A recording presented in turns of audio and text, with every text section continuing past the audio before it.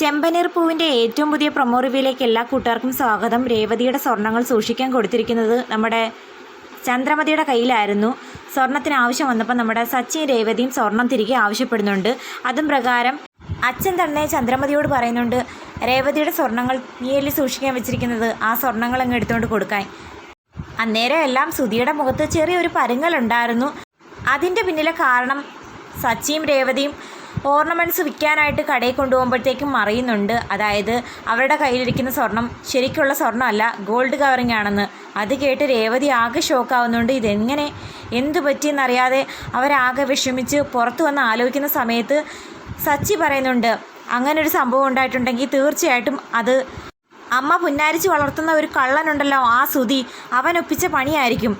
അപ്പോൾ രേവതിയാണെങ്കിൽ സച്ചിയും കൊണ്ട് സത്യം ചെയ്യിപ്പിക്കുന്നുണ്ട്. മുത്തശ്ശിയുടെ പിറന്നാളിന് മുമ്പ് ഒരു കാരണവശാലും ഇതിനെ ചൊല്ലി ഒരു പ്രശ്നം ഉണ്ടാക്കരുത്, പിറന്നാൾ ആഘോഷത്തിന് ശേഷം മാത്രം ചോദിച്ചാൽ മതിയെന്ന്.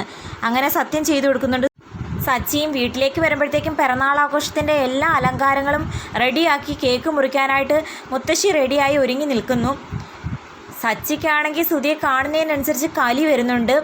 സുധിക്കും സച്ചിയുടെ മുഖഭാവത്തിൽ നിന്ന് കാര്യങ്ങളെല്ലാം മനസ്സിലാക്കുന്നുണ്ട്. സച്ചിയും രേവതിയും സ്വർണം മാറ്റി ആ സ്ഥാനത്ത് ഗോൾഡ് കവറിങ് വെച്ചത് താനാണെന്ന് കണ്ടുപിടിച്ചു എന്നുള്ള കാര്യം മനസ്സിലാക്കി സുധി നൈസായിട്ട് അവിടെ നിന്ന് മുങ്ങാൻ ശ്രമിക്കുന്നുവെങ്കിലും ഒരു ബലൂൺ എടുത്ത് പൊട്ടിച്ച് കാണിക്കുന്നുണ്ട് സച്ചി. അതായത് മുത്തശ്ശിയുടെ പിറന്നാൾ ആഘോഷത്തിന് ശേഷം ഇതുപോലെ നിന്നെ ഞെക്കി പൊട്ടിക്കും എന്ന് പറയാതെ പറയുവാണ്. വീഡിയോ ഇഷ്ടമായാൽ തീർച്ചയായിട്ടും ചാനലൊന്ന് സബ്സ്ക്രൈബ് ചെയ്ത് സപ്പോർട്ട് ചെയ്യാൻ മറക്കല്ലേ കൂട്ടുകാരെ.